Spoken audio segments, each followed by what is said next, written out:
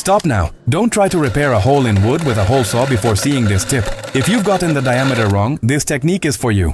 With a simple adjustment and the secret of a washer, you'll get a perfect hole without damaging the wood. Pay attention and discover how to turn a mistake into perfection with this simple technique.